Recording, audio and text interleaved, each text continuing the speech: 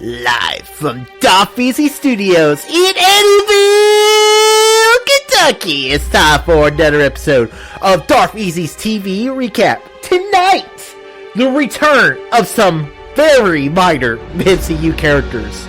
Cool. A season-like finale of Riverdale, and Ryan officially becomes Batwoman. All that and more on this week's episode of Darfeasy's TV Recap. Now, your host, Darfeasy! Hello, Easy Nation. Welcome to another episode of Darfeasy's TV Recap. I hope everyone's having a good week. We're into February now, the second week of the month, or the second month of the year. Wow, that got away from me. So, once again, sorry about this episode's late. I just haven't been feeling like watching TV a lot. It has to do with me playing Ghost of Tsushima, which I've been enjoying it a lot, and I also got mandatory at work. That means working 16 hours. So I just never had time to watch WandaVision and then Attack on Titan until today, on my days off, because that's really when I feel like watching it. And so yeah, let's talk about this week of TV. So first off, we're talking about Batwoman Season 2, Episode 2, Prior Criminal History. So I like how this episode starts out. You have this flashback of Ryan. She's going to her van. She gets attacked by some goons. Then you see Kate's Batwoman save her. And that was kind of an interesting point. Like, I like the idea of the one who was the previous hero is the one that saves the current hero in a little flashback. You know, you see this all the time in superhero stuff whenever you're dealing with legacy. And I like at the end of the episode, I guess I'm jumping around a little bit, but this is Darfeasy, that's what I do. I like at the end when whenever, Kate always says, "Dear Bruce," and she, at the end in her journal, she goes, Dear Kate." I thought that was a little cool little thing in there. Alice has a plan. It's a crazy plan, but it's Alice. And Alice's basically plan is she has these bats have a basically play to affect all Gotham City. That sounds very familiar. What sounds just like that what's been going on in the real world the last 10 months? I don't know. Anyways, but then Kate or Ryan has to officially become Batwoman, accept the responsibility. She stops Alice, but Alice basically, she did all this. She gives her sister-in-law, I guess that's whatever the girl's name is. I don't remember that well. She gives her the cure for some reason, and you're like, okay, she's up to something. And then you're realizing that she did this plague and to have a cure to get captured by, I do not even know what the character's name is, but I guess it's going to be the big bad this season. So, yeah. So, overall, I thought the episode was fine. Cool to see. I'm curious to see what they'll do with the kryptonite stuff, and I'm curious to see this new girl play a Batwoman.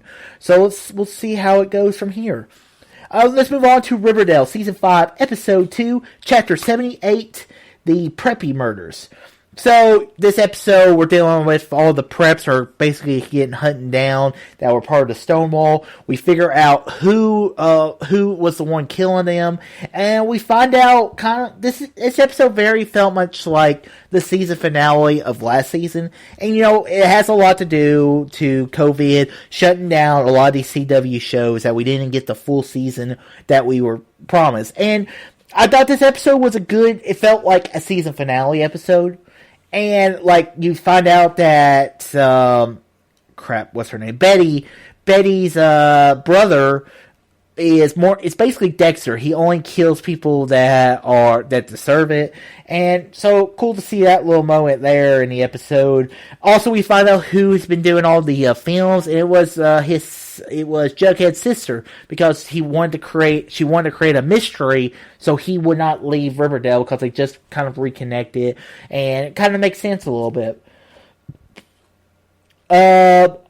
Hiram gets the crap beat out of him and gives up everything. His wife, I guess now ex-wife, is moving away to New York. And yeah, that's basically the episode. So it did feel like a finale. I'm curious to see what happens. And also, there was a little cool moments with Archie's character. He kind of just lets all that anger go from his dad to everything. And it felt like he found peace at the end of the episode. And I'm curious to see what happens the rest of this season, because I've heard there's supposed to be a 5-year time jump after they go to college and they're supposed to come back to Riverdale. So curious to see what happens there. Alright, let's move on to WandaVision, the theme of the week. Season 1, Episode 4, we interrupt this program. This episode was cool because, we didn't see Wanda and Vision really at all this episode. We saw them towards the end, but I like how it goes back to what's been going on in the outside world.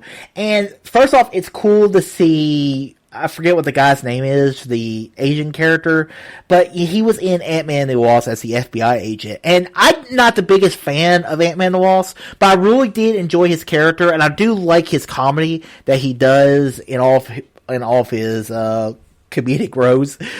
Wow, that got away from me. It was cool seeing him in there, and as he's kind of investigating, and then I liked how the one girl whose name is Rambo, I liked seeing people be unsnapped, because she was at the hospital, her mom had surgery, and she was sitting in the chair, and when she gets unsnapped, there was like 5, she lets off right where she was, or the last time. So, kind of curious, like, what if people were flying in planes or something? Do they just drop from the air? That's a story for another day, I guess. But yeah, we find out she was a member of SWORD, which, I believe it's going to be some kind of it's going to become a new version of S.H.I.E.L.D., basically. Instead of S.H.I.E.L.D., it's SWORD. So, okay, and her mom was the director of SWORD.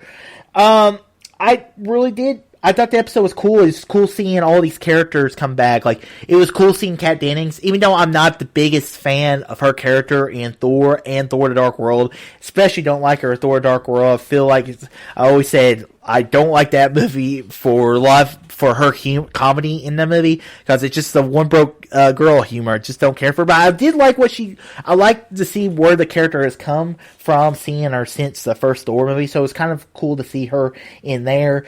And we basically find out that it's Wanda.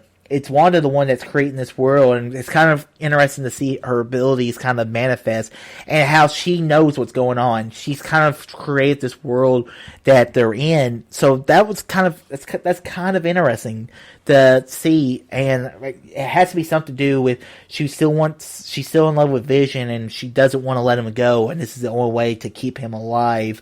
I thought the episode was cool, and it answered a lot of questions. Especially like with the helicopter, some stuff that's weird. I'm curious to see where it goes from here, because I'm very curious. It's like I said, it was cool to see the FBI agent and Kat Dennings' character show up, and it's just cool because the way you do this is you have these characters show up that's been in the entire MCU. You can put them in bits and pieces. You could totally have him show up in more Marvel stuff. It'd be cool to see him in Winter Soldier and Falcon, or some other shows. So I'm totally on board with what they're doing so far with this MCU television world, which is connected to the movieverse. Alright, let's move on to Attack on Titan, Season 4, Episode 4, From One Hand to Another. So, we introduced the Tiger family. I think that's what the character's name was, who kind of helped the Myron world take advantage of the other people. I'm terrible with the mythology of Attack on Titan. But basically, it sounds like either he's trying to play sides against each other, or he's trying to bring peace in his time, let's end all Titans forever. And some people are probably not going to want to get on board with that. Also, we see, so that's kind of interesting. You see kind of the World's Fair, you see like all the stuff that you would see. So it's like connected to our world, it feels like, finally. So that's kind of interesting. I'm not totally on board on that, because I kind of liked I thought the beginning of Attack on Titan was better than this, but I'm curious to see where we're going. And Aaron, I believe that's Aaron, and you see his grandfather, and he's talking about how he shouldn't have pushed his dad, his son, which it would be Aaron's dad, into being a doctor, and how he lost everything. I thought it was a cool little arc for that character. It's cool to see him. I believe that's Aaron. It has to be, but overall, guys, I very much enjoyed this episode of Attack on Titan, and I'm looking forward to see where the season takes place next. Alright, guys, that ends this episode of Darth Easy's TV Recap. I hope you guys enjoyed this episode. Guys, make sure you check out my main Darth Easy YouTube channel for all my movie reviews, TV reviews, and video games. I should have a game corner. Hopefully, I'll have it done this week, and then I can talk about that, and I'll try my best to get the next episode of Darth Easy TV Recap on the actual schedule. If not, you'll watch it when you watch it, right? Alright, guys, until next week, all too easy.